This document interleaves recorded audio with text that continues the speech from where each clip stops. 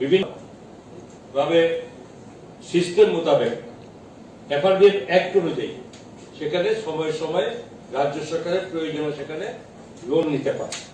তারই পরিপ্রেক্ষিতে যেখানে বিগত সরকার যারা 2017-18 সালে যখন এদের সরকার থেকে 18-19 আমরা যখন সরকার প্রথমে বসি, সে সময় তাদের নেওয়া লোনের পরিমাণ ছিল 12,902.73 কোটি টাকা। 12,902.73 কোটি টাকা তাদের এই টাকা ছিল। এবার এইটা যদি সবটা ধরি আমরা 2022-23 পর্যন্ত আমাদের সময়ে এই লোনের অঙ্ক দাঁড়ায় 21,687.07 কোটি টাকা। তো এখন প্রশ্ন হচ্ছে যে এটা লোন অনেক রকম হয়, যেখানে পাবলিক ডেটের মাধ্যমে লোন নেওয়া হয়। সেখানে 2017-18 সালে তাদের পাবলিক এই ডেটের পরিমাণ ছিল কত? 7,634.28 কোটি টাকা। 22-23 সেটা বেড়ে দাঁড়িয়েছে। টোটাল লোন পাবলিক ডেট এবং সমস্ত লোনের যোগফল 12,907 কোটি টাকা তাদের সময়। আমাদের 2022-23 পর্যন্ত 21,687.07 কোটি। প্রশ্ন হচ্ছে এই সম্পর্কে ব্যাখ্যাটা একটু অন্যভাবে দিতে লাগে। 2017-18 সালে বাজেটের পরিমাণ লাস্ট বামফ্রন্ট সরকারের বাজেট কত ছিল? তাদের বাজেট পরিমাণ ছিল 15,956.56 কোটি টাকা। 15,956.56 কোটি টাকা ছিল তাদের 2017-18 সালের বাজেট। আমি যদি 22-23টা ধরি, মাঝখানে নাই বললাম যে 22-23 ধরি, তাহলে আমাদের বাজেট পরিমাণ দাঁড়িয়েছে 26,892.67 কোটি টাকা। এবার এটা যদি আমরা হিসাব করতে থাকি, দেখা যাবে যে এখানে আগে এই রাজ্যে 17-18 রাজ্যের অর্থ বছর রাজ্যের জিএসডিপি পরিমাণ ছিল কত? জিএসডিপি পরিমাণ ছিল 43,716 কোটি টাকা। রাজ্যের জিএসডিপি পরিমাণ ছিল 43,716 কোটি টাকা, যা 2022-23 অর্থ বছর দাঁড়িয়েছে 74,100 কোটি টাকা। তাহলে 2017-18 সালের তুলনায় প্রায় 70% বেশি রাজ্যের জিএসডিপি বেড়েছে। এবার এটা লোন কিভাবে হয়? সিস্টেম আছে না, এফআরবিএম অ্যাক্ট অনুযায়ী এগুলো কেন্দ্রীয় সরকারের নির্দেশ মোতাবেক লোনের সিস্টেম কিভাবে নিতে হবে। দেখুন, 2017-18 অর্থ বছর রাজ্যের ডেট জিএসডিপি রেশিও ছিল কত? 29.51%, যা 2022-23 অর্থ বছর দাঁড়িয়েছে 29.27%, কমেছে। এবং যা 2017-18 অর্থ বছর থেকে কম, এটা অর্থনৈতিক অবস্থা ভালো। এবার এই এফআরবিএম অ্যাক্ট অনুযায়ী রাজ্যের ফিসকাল ডেফিসিট টার্গেটটা কি ছিল?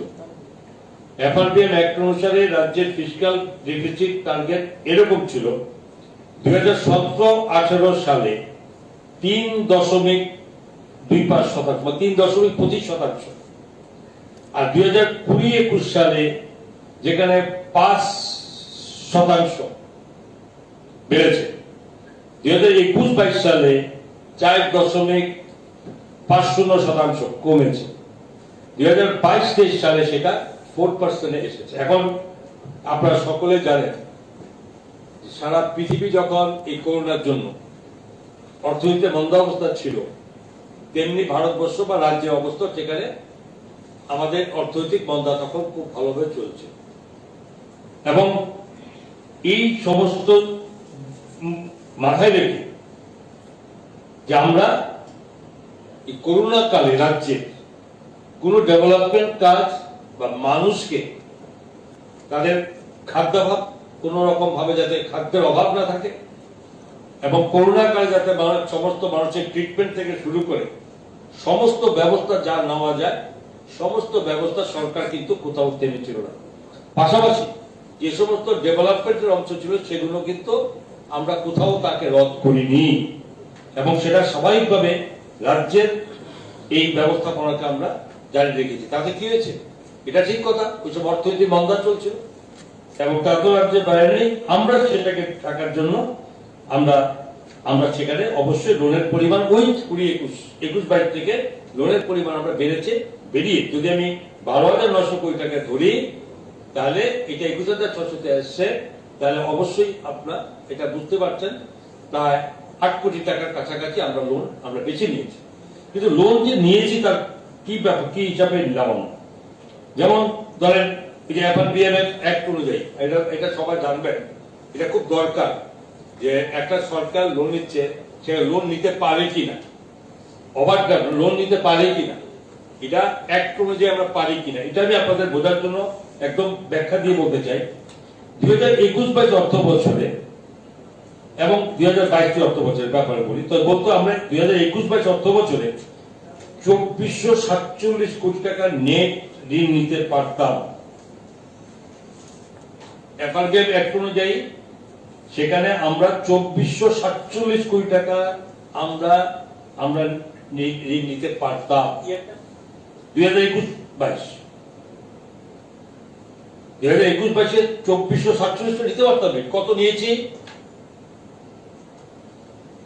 আমরা নিয়েছি মাত্র 300 কোটি টাকা ওপেন মার্কেট বড়িং হিসাবে ঋণ নিয়েছি।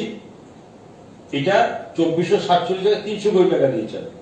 এবার আসুন মাঝখানে বললাম 2022-23 অর্থ বছরে, যেখানে আমাদের এই অনুযায়ী 2664 কোটি টাকা ঋণ নিতে পারতাম, 2664 কোটি টাকা আমরা ঋণ নিতে পারতাম।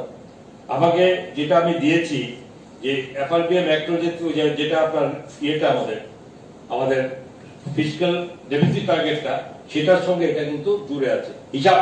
এটা এরকম না যে আমি বলে দিচ্ছি, এটা টোটালি অ্যাকাউন্টস মোতাবেক আমি কথাগুলো বলছি, একদম অ্যাকাউন্টস মিলিয়ে। তো এই জায়গাতে আমরা কোনো ঋণ নেইনি, আমরা ওই 22-23 কোথাও ঋণ নেইনি, বরং আমাদের যে আমাদের ঋণের পরিমাণ ছিল সেটা আমরা কমাতে শুরু করেছি।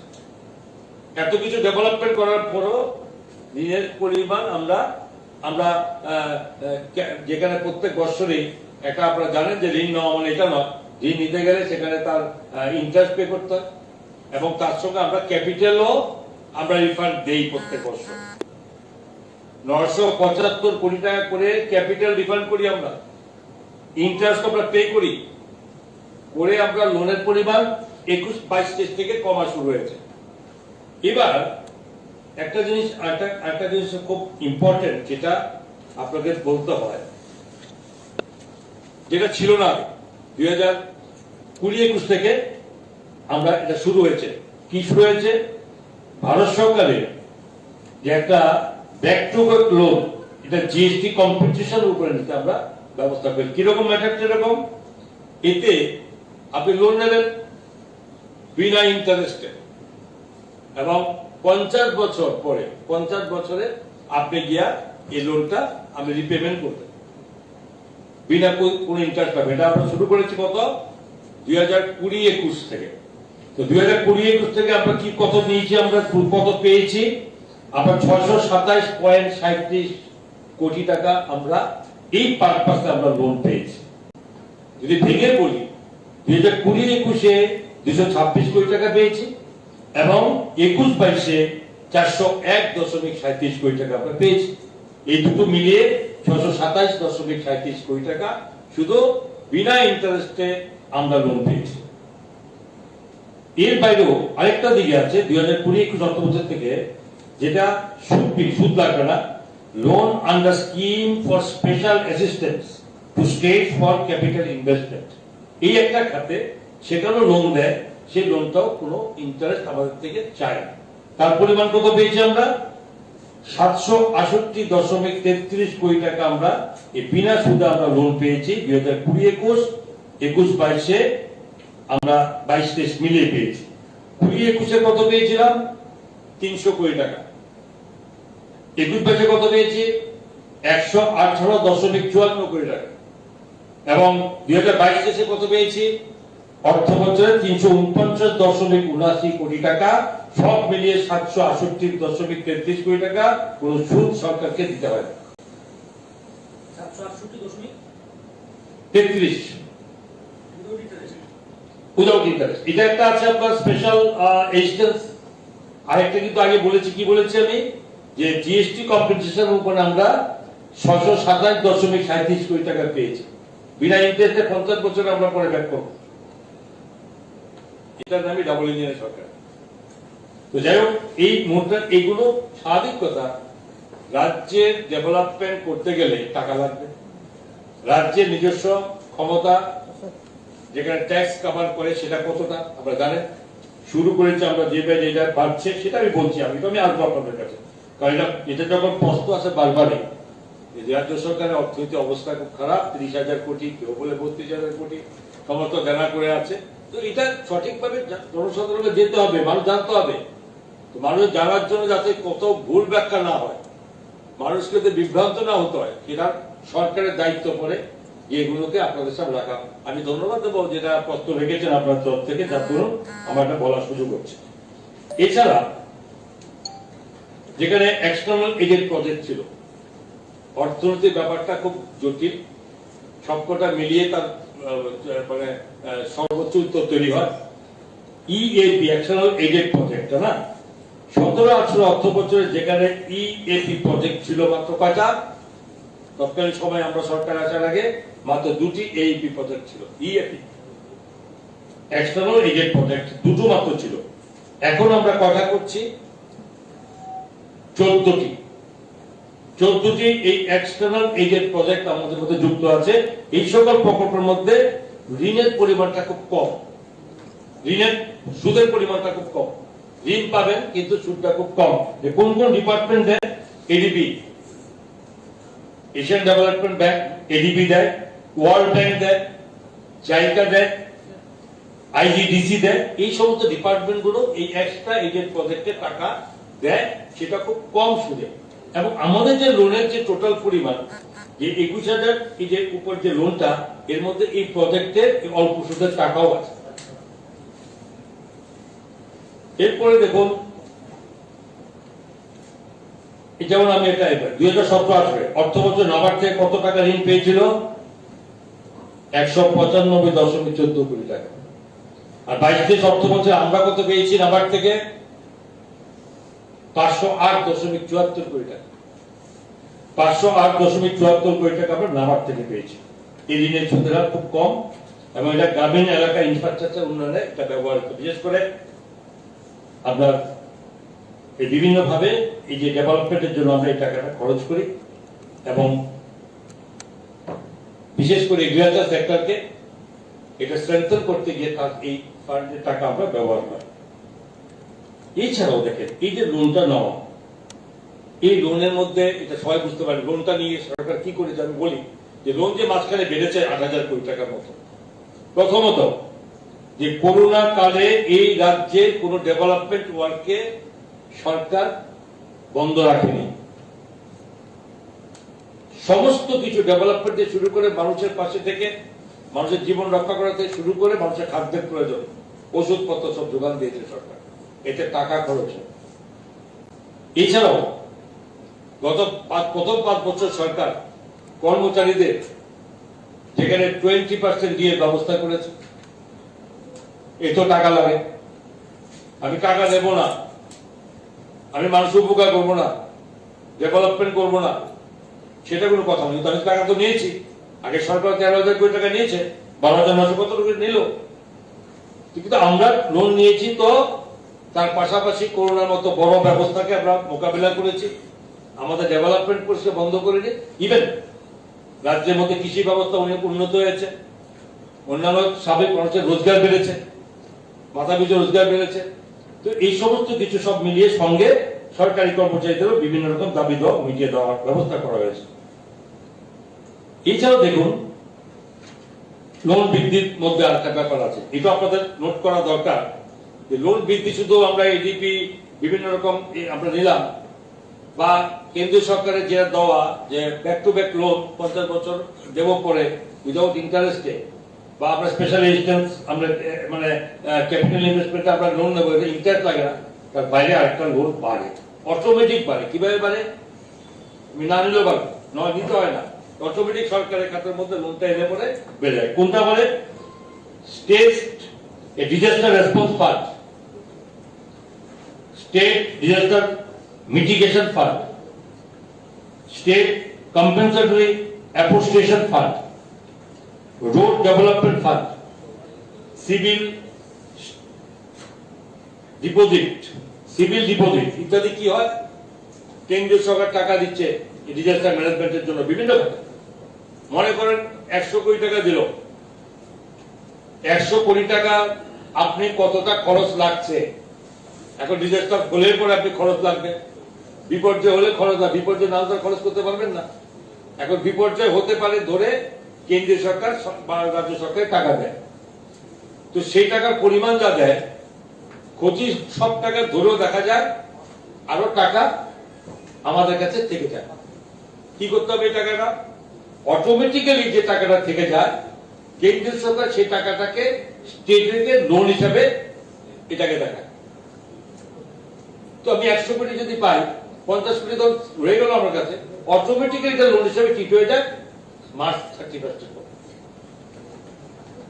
আগে কি দিত আমি অত আমরা হিসাব করতে যাইনি, কিন্তু এখনকার ভারত সরকারের মাননীয় প্রধানমন্ত্রীজি এইভাবে বিভিন্ন রকম, যাতে কোনো স্টেটের এসব সমস্যা অসুবিধা না হয়, জরুরিকালীন পরিস্থিতিতে কাজ করা যায়, তার জন্য বিভিন্ন ফান্ডের থেকে টাকা দেন, এবং সেই টাকা থাকে বলেই আমরা, আমার মনে আছে এর আগে যে বড় একটা খরা হয়েছিল আমাদের মানে এগ্রিকালচার সেক্টরকে, একসঙ্গে প্রায় 10 কোটি টাকার উপরে এক বোতাম টেপার মাধ্যমে মাননীয় মুখ্যমন্ত্রী প্রফেসর ডক্টর মানিক শাহর হাত দিয়ে রাজ্যের সমস্ত কৃষকের ব্যাংক অ্যাকাউন্টে ডিবিটির মাধ্যমে আমরা দিয়েছি ডিজাস্টার ফান্ড থেকে।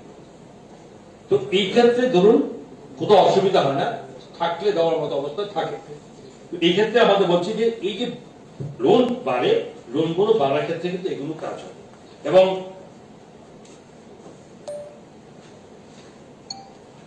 এইভাবে বলেছি আমি, লকডাউনের ক্ষেত্রে আমরা কি কি করেছি, এই লোন বাড়ার পেছনে এগুলো একটা কারণ থাকতে পারে। কেন আমরা 8,000 কোটি টাকা বাড়লো, সেটা যুক্তিটা আমার আপনাদের মাধ্যমে দেওয়া হচ্ছে।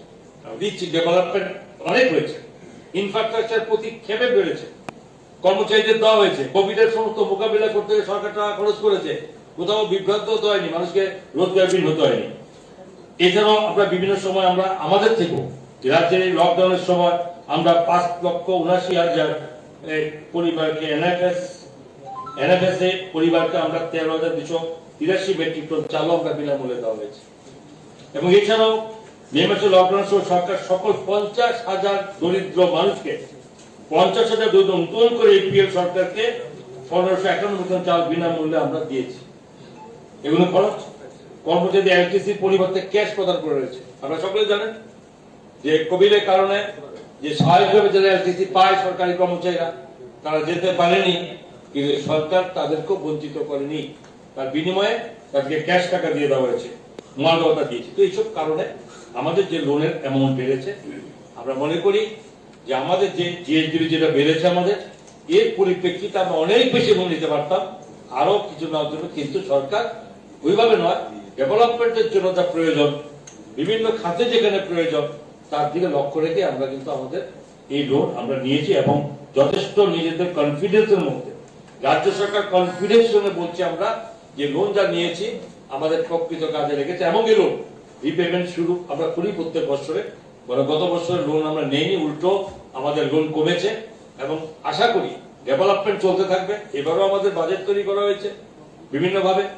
বাজেটের মধ্যে রাখা হয়েছে। এবং সবচেয়ে বড় কথা যে আমাদের নিজস্ব রোজগার, ওন ফান্ড যেটা আমাদের, সেটাও কিন্তু আমরা অনেকটা বৃদ্ধি করার পথে চলেছি। এটা তো ব্যাখ্যা দিয়ে দিই, যখন বলেছি কষ্ট আপনারা করেছেন, তো সেটা সবটা আপনাদের বলে দেওয়াই আমাদের দায়িত্ব, কর্তব্যের মধ্যে পড়ে। আমি এটা রেফারেন্স দিচ্ছি, আমি শুধু এটা 2012-13 সালে ট্যাক্স ছিল, ডাইরেক্ট ট্যাক্সের কত ছিল সরকারের কাছে? 1004.65 কোটি। নন ট্যাক্সের কত ছিল? 178.75 কোটি টাকা, সবটা মিলিয়ে কোথাও 1183 কোটি টাকা। তো আমি এইভাবে ট্যাক্স যদি যোগ করি, 2012-13 ছিল 1183.40, 13-14 ছিল 1320.43, 14-15 ছিল 1369.90, 15-16 ছিল 1332.25, 16-17 ছিল 1640.87, 17-18 কত ছিল 1915.50।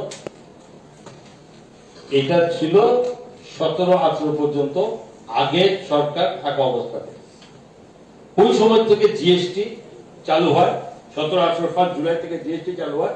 তার পরবর্তী সময় আমাদের সরকারের সময় তার সংখ্যা 1915 থেকে বেড়ে 2138 আমরা আমাদের নিজস্ব অনুসমস্ত রোজগার বেড়েছে।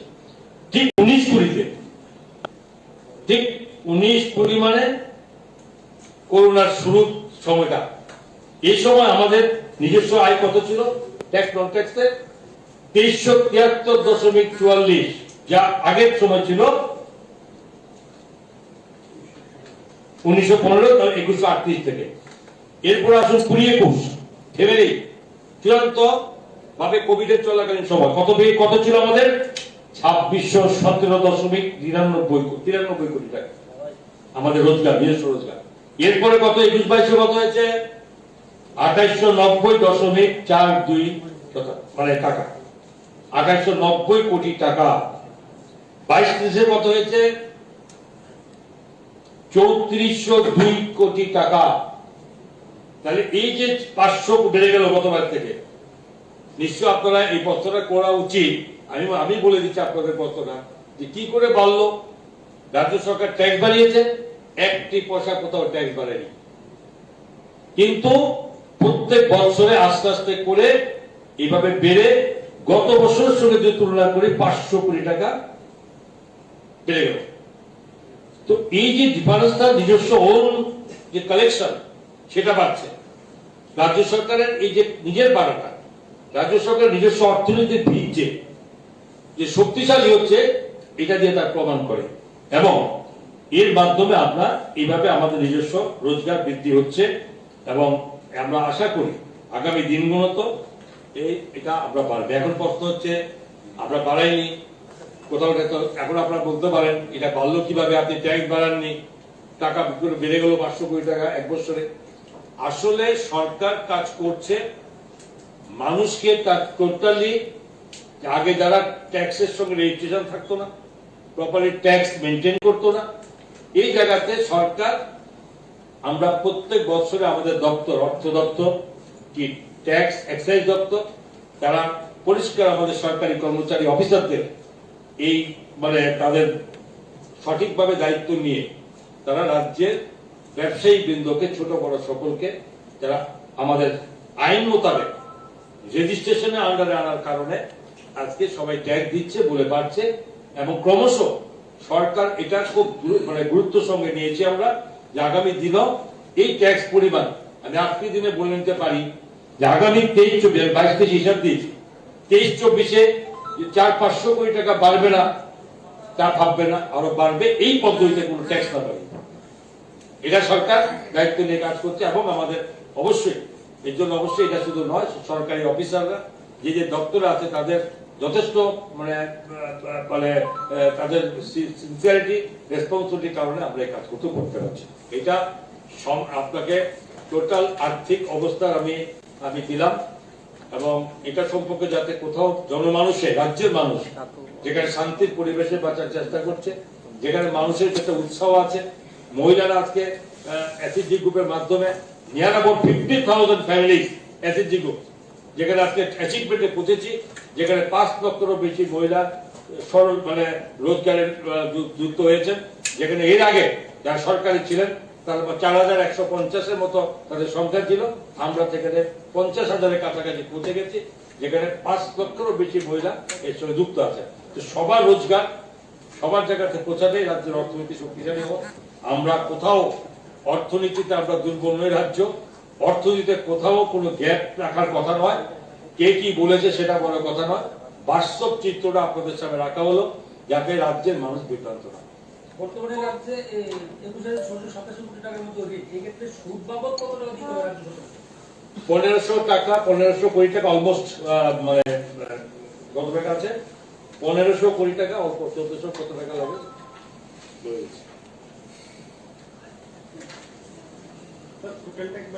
কত টাকা ঋণ আছে, কত টাকা আপনার ইন্টারেস্ট দিতে হয়, আর কত টাকা রাজ্য সরকারের বললাম তো 21,000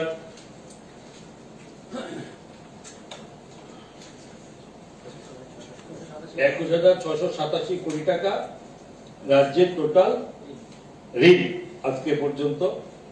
এবং তার জন্য আমাদের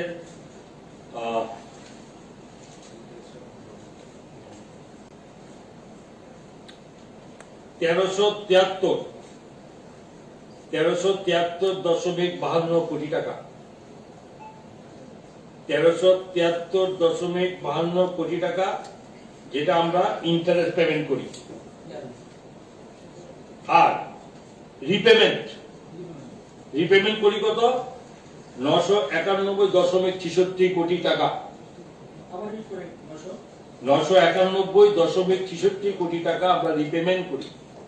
টোটাল মিলিয়ে 2365.18 কোটি টাকা, 2365.18 কোটি টাকা আমরা টোটাল ইন্টারেস্ট প্লাস রিপেমেন্ট মিলে আমরা করি। কর্মচারীদের মহার্ঘ ভাতা নিয়ে কোন সরকার নতুন করে ভাবছে কিনা? এই একমাত্র সরকার, বিগত দিন আমরা অনেক দেখেছি, আপনি যখন বলেছেন তো বলতে সুন্দর করে, যে আমি জানি না দাবি দেওয়া মনে ভিতরে থাকতে পারে, থাকতে স্বাভাবিক, প্রয়োজন মোতাবেক যে কোনো সেকশনে সবাই তাদের ন্যায্য দাবি, তাদের প্রাপ্যের জন্য তারা বলতে পারে, ভাবতে পারে।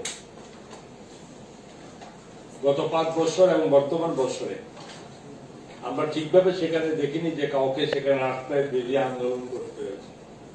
তাদের প্রাপ্য, মানে এই যে সুযোগ পাওয়া, কর্মচারীদের বৃদ্ধি পাওয়া, এই সম্পর্কে কাউকে আমরা দেখিনি যে তাদেরকে আন্দোলন করতে হয়েছে, রাস্তায় স্লোগান দিয়েছে কেন্দ্রীয় সরকারের মানে বিরুদ্ধে স্লোগান, এই সমস্ত আগে দেখতাম, কিন্তু আমাদের সময় হয়নি। বিনা আন্দোলনে সরকার কর্মচারীদের পাশে তাদের প্রাপ্য যতটুকু সম্ভব তারা মিটিয়ে দেওয়ার চেষ্টা করেছে। এবং এটা তো রেকর্ড যে আমাদের মাননীয় মুখ্যমন্ত্রী প্রফেসর ডক্টর মানিক শাহ মহোদয় একইবারে 20%-এর মধ্যে একবারে 12% দিয়ে বাড়িয়ে দিয়েছে, যেটা কোনো ভাবনা ছিল না সরকারি কর্মচারীদের ক্ষেত্রে, এটা বাড়িয়ে দিয়েছে। এটাতে প্রমাণিত যে সরকার সকলের জন্য আছে, সকলের প্রয়োজনের সঙ্গে বের নেই। আপনার যে প্রশ্ন মহার্ঘতা বাড়বে কিনা, সময়ের সঙ্গে সঙ্গে রাজ্য সরকারের অর্থনীতির সঙ্গে মিলিয়ে এবং যার যার প্রাপ্য আছে সেটা কোথাও থেমে থাকবে না, সময় চলতে থাকবে। সেটা কবে হবে না হবে সেটা না, ভেতর ধরে নিতে পারেন বিনা আন্দোলনে আবারও মাননীয় মুখ্যমন্ত্রী চিন্তা করবেন। নাহলে আগে দিল 700 আর এখন দিচ্ছে 1800, ঠিক না? আপনার অনেকে বলবেন আগে তো বাজেট কম ছিল, ওকে ধরে নিলাম বাজেট ছিল 15,000 কোটি টাকা, বর্তমানে বাজেট 27,000 কোটি টাকা, তো এটা 1400 হওয়া উচিত ছিল নাকি, আরো কম হওয়া উচিত ছিল যদি বাজেটে তৈরি করেন। তো বাজেট আপনি দিয়েছে 1800 টাকা। এই সমস্ত কিছু প্রমাণ করে যে সরকার নিজে হিসাব করে সাধারণ মানুষের চিন্তা করে। দাদা একটা প্রশ্ন, এডিসি মানে বিশেষ করে জনজাতি ভিত্তিক রাজনৈতিক দলের পক্ষ থেকে উঠে আসছে, এডিসির পক্ষ থেকে অভিযোগ যে রাজ্য সরকার এডিসি কে বরাবরই বঞ্চিত করে আসছে, এবং এবার বাজেটের পরে বলা হচ্ছে 31% ট্রাইবেলদের জন্য 2% গভর্নমেন্ট মানে আপনার ফিনান্স ডিপার্টমেন্ট টাকা রেখেছে। এই বিষয় সম্পর্কে একটু ক্লারিফিকেশন। বাজেট 27,654 crores, 23-24 বাজেটের কত রাখা হয়েছে? 27,654 crores। এটা 2% করলে কত হয়? চলুন 28 ধরি না, 560 কোটি টাকা। তো ক্যালকুলেটর নেই, ভালো ম্যাথামেটিক্স থাকে, বলুন যে 28,000 কোটি টাকা 2% কত? 560 কোটি টাকা পড়ে, ঠিক আছে না? হ্যাঁ, 560 কোটি টাকা 2% না। আপনাদের জানার জন্য বলছি, একটা করে খুব শুনুন, একটু ভালো করে মানে ব্যাখ্যাটা করবেন আশা করি, কারণ কি আমাদের সবসময় ভুল বোঝে, আমরা যা বলি তাদের ভুল বোঝে একটা বড় প্রবণতা, এতে মানুষ কিন্তু এটা প্রবলেম হয়। যে আমরা তাদেরকে ডাইরেক্ট যে টাকা সরাসরি তাদের টাকা দিয়েছি কত টাকা। একটা কথা বলি যে জনজাতিদের 31% জন্য বাজেটের ওরা দাবি, ওরা 1/3 বাজেটের মানে এটাও সমস্ত ডিপার্টমেন্ট সোশ্যাল ওয়েলফেয়ার থেকে শুরু করে সমস্ত ডিপার্টমেন্টের 14টা ডিপার্টমেন্টের মাধ্যমে জনজাতি এলাকাতে টাকা খরচ করা হয় কত বাজেটের। এবার বাজেট করেছি কত টাকা খরচ করা হয় 5,608 কোটি টাকা। সাবপ্ল্যানের মাধ্যমে 5,608 কোটি টাকা শুধুমাত্র তাদের ট্রাইবেল সাবপ্ল্যান বিভিন্ন দপ্তরের মাধ্যমে ওই পার্টিকুলার ট্রাইবেল এরিয়ার জন্য খরচ করা হয় 5,608 কোটি টাকা। এটা আমার কথা নয়, বাজেটে বারবার বুঝিয়ে দেওয়া হয়েছে। মথার যারা বিরোধী দলের নেতা ছিলেন উনি বারবার এই কথা ওঠার পরে ওনাকে পরিষ্কার ব্যাখ্যা দিয়ে বুঝিয়ে দেওয়া হয়েছে কিভাবে কিভাবে করা হয়েছে, কোন দপ্তরে কি করা হয়েছে। সর্বমোট টাকা কত 5,608 কোটি টাকা। আর 672 কোটি টাকা ডাইরেক্ট দেওয়া হয় ওদের বিভিন্ন রকম এক্সপেন্ডিচার এই সমস্ত। তাহলে হিসাব করে দেখুন বাজেটের এই 5,608 কোটি টাকা সমস্ত মিলিয়ে তাদেরকে আমরা এই বাজেটে 39.82% টাকা শুধু ট্রাইবেল এরিয়ার খরচের মধ্যে সব মিলিয়ে আমরা করেছি। এবং ডেভেলপমেন্ট শুধু ডেভেলপমেন্ট এক্সপেন্ডিচার তো এই টাকা আমরা খরচ করি এবার বাজেটে ধরেছি। যখন এটা ব্যাখ্যা দিয়ে ওনাকে বোঝানো হলো, হিসাব দিয়ে বুঝিয়ে দেওয়া হয়েছে, তখন আর তৃতীয়বার আমি শুনিনি যে তাদের আন্দোলন বাইরে এসে বলেনি যে তাদেরকে 2% টাকা দেওয়া হয়েছে, আর বলেনি, সব চুপ করে গেছে। এটা কম্পিটিশন, এটা একটা আদান প্রদান নয়, এটা বোঝা। সবাই সবকিছু বোঝে এরকম নয়।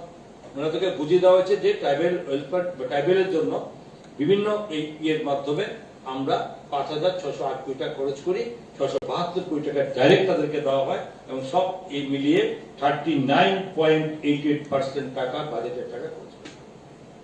আরো মজার কথা, এর বাইরেও যেখানে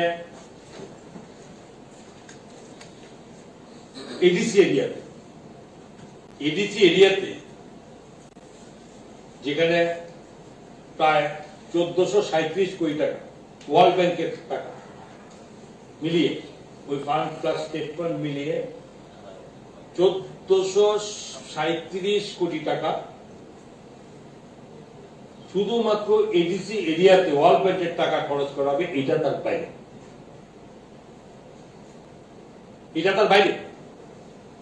এই টাকার মধ্যে হিসাব না, ওটা বাইরে খরচ করবে। তাহলে যদি দেখা যায় যে তাদের যে বক্তব্য 2%, কেউ বিধানসভায় বাইরে বলবে 2%, কেউ বিধানসভায় বসে বলবে 2.7%, এই ব্যাখ্যা তারা কোথায় পেয়েছে আমি জানি না। তারা হয়তো এটা করেছে 672 কোটি টাকা পেয়েছে, সরাসরি এটাকে দেখিয়ে দিয়েছে 2%, তাও তো বেশি হয়। কিন্তু আলটিমেটলি টোটাল ট্রাইবেল এরিয়াতে ট্রাইবেল সাবপ্ল্যানের মাধ্যমে যে টাকাটা খরচ করা হয় সেটা সবটা তো বাজেট টাকা। তারা বোঝেনি বা তারা চায় না, তারা কি ডাইরেক্ট ক্যাশ টাকা মনে করে না, ডেভেলপমেন্ট। তো এছাড়া এগুলো নিয়ে আমরা এই টাকা খরচ করেছি এবং সমস্ত এগুলোর মাধ্যমে ট্রাইবেলের জন্য সরকার তাদের যে ডিমান্ড ছিল 31%, তার থেকেও প্রায় 9% বেশি খরচা করেছে ওয়ার্ল্ড ব্যাংকের টাকা বাদ দিয়ে। 672.64 কোটি টাকার মধ্যে কি এই টাকাটা দেওয়া হয়ে গেছে সরাসরি? এটা তো অ্যাজ পার নর্মস এর মধ্যে এটা ফার্স্ট ফেজ সেকেন্ড ফেজ টাকা চলে যাবে, এটা বলতে হয় না। কত টাকা গিয়েছে? টোটাল তো দুবার আমরা দুটো ইনস্টলমেন্ট দিয়ে দিয়েছি। হ্যাঁ, দুটো ইনস্টলমেন্ট দিয়ে দিয়েছি আমরা। এই টাকা এগুলো বলতে হয় না, কিন্তু সঙ্গে সঙ্গে ডিসবার্স হয়ে যায়। এবং নট অনলি ট্রাইবেল ডিপার্টমেন্ট মানে এডিসি, এটা সমস্ত ডিপার্টমেন্ট গুলোকে তাদের সেকেন্ড টাকা আমরা সময় আগে দিয়ে দিই। থার্ড ইনস্টলমেন্ট শুরু হবে অক্টোবর 1 থেকে, এবং সেটাও তাদের সমস্ত হিসাব আমরা দেখে খরচ তো করতে হবে, সুতরাং করে বাকি থার্ড ইনস্টলমেন্ট দিয়ে দেবো। তো এই হচ্ছে টোটাল মানে মোটামুটি। তো আর একটু বলে নেই, যখন বলেছেন আপনি ট্রাইবেল বিষয় ব্যাপারে আমি ক্লিয়ার করতে পেরেছি। এছাড়াও 2021 কিছু কিছু ব্যাপার বাজেটে কোন কোন সেক্টরে আমরা টাকা বরাদ্দ বেশি করেছি এটা জানা দরকার, ডেভেলপমেন্টের প্রশ্ন। তো এখানে যেমন ধরুন এই যে 21-22 অক্টোবর করোনাকালীন পরিস্থিতি মোকাবিলার জন্য তখন কত টাকা ধরা ছিল বাজেটে? যা ধরা ছিল, এমন যা ধরা ছিল এই টাকা থেকে 41.32% বেশি টাকা এবার ধরেছে। আগের থেকে যা ধরা ছিল 21-22-এ, এবার আমরা কিন্তু 41.32% বেশি টাকা ধরে 1443.47 কোটি টাকা আমরা এবারে শুধু স্বাস্থ্য খাতে রেখেছি।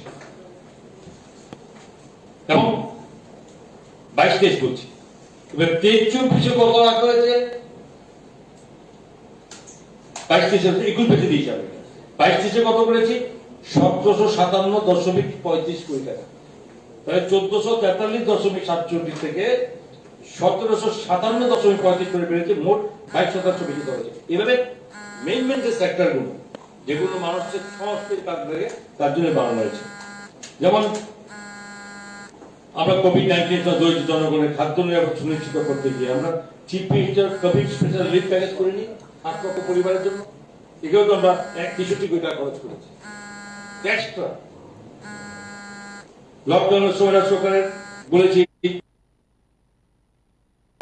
অর্থনৈতিক অবস্থা কোন অবস্থাতে আমরা দুর্বল নই, আমরা রাজ্যের সাধ্যমতো রাজ্যের নিজস্ব রোজগার বৃদ্ধির ব্যবস্থা আমরা করছি এবং তার ফলপ্রসূ হচ্ছে, ক্রমান্বয়ে বাড়ছে এবং তাতে ডেভেলপমেন্ট খরচা বেড়ে এবারও বাজেটে মানে ইনফ্রাস্ট্রাকচার খাতে ক্যাপিটাল এক্সপেন্ডিচারের খাতে আমরা গতবারের তুলনায় বাজেটে 1000-এরও বেশি কোটি টাকা আমরা এবার রেখেছি।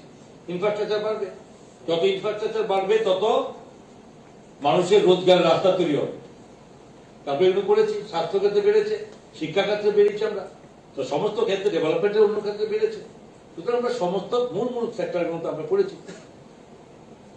এত টাকা খরচ, এত টাকা বাজেট সবাই বলে, একবার তো বলে না যে সোশ্যাল পেনশন 700 টাকা থেকে 2000 টাকা করেছি আমরা। ওই আমরা তো বলতে শুনি না কাউকে। এই সরকার যদি লোন বাড়িয়ে থাকে, কর্মচারীদের দিয়েছি, সোশ্যাল পেনশনে 700 থেকে 2000 টাকা করেছি, এর ফলে বিভিন্ন রকম ভাবে কোভিড মোকাবেলা করেছি, ঠিক আছে না? তো এই সমস্ত জিনিসগুলো একটা জাস্টিস। এবং আবারও বলি যে এই যে সুযোগ এফআরবিএম এর ক্ষেত্রে যে আমরা সুযোগ অ্যাক্ট অনুযায়ী আমরা ইচ্ছা করে আর কয়েক হাজার কোটি টাকা রাজ্য সরকার লোন নিতে পারে। তাই আপনাদের আমার হার্দিক অভিনন্দন। পুজোর এই মরশুমে এফডিসিয়া পাবে, কতটা পাবে সে সম্পর্কে ধারণা স্বাভাবিক মানুষের থাকে না। আদৌ দেবে কিনা সরকার, এটাও আবার চিন্তা থাকে। তো মাননীয় মুখ্যমন্ত্রী এটা নিশ্চিত করেছেন দেব যখন যাতে কাজে লাগে সেটাই করা উচিত। আমি দেব এফডিসিয়া, কেন শেষ সময়ে কি দেব সেখানে কাজে লাগবে না? আমি জানি এটা সম্পূর্ণ নয়, এটাই সবকিছু আমি সেটাও বলি না, কিন্তু এটাও ঠিক কথা সময়ের দেওয়া, সময়ের আগে দেওয়া, এবং এটার যে দায়িত্ব, এই দায়িত্ব নিপুণতার সঙ্গে পালন করেন মাননীয় মুখ্যমন্ত্রী প্রফেসর ডক্টর মানিক সাহা মহোদয়, এবং ওনার এই দূরদৃষ্টিতা এবং ওনার যে নিজেদের দেওয়ার ভাবনা, এই ভাবনার মাধ্যমে রাজ্যের সরকারি কর্মচারীদের আমি আবার ধন্যবাদ জানাচ্ছি এবং তাদের কাছে আশাও করি সরকার তার সাধ্যমতো করার চেষ্টা করছে এবং সরকারের একটা কাজ করুন। আমার সঙ্গে তো বলি, আমার সঙ্গে আছেন আমার অর্থ দপ্তরের মাননীয় সেক্রেটারি অপূর্ব রায় মহাশয়, এডিশনাল সেক্রেটারি আকিজান সরকার মহোদয়, তারা আছেন এবং সকলের একদম সর্বশ্রেষ্ঠ প্রচেষ্টায় আর আমাদের এই কাজটা এটা করার চেষ্টা করি। সকলকে ধন্যবাদ।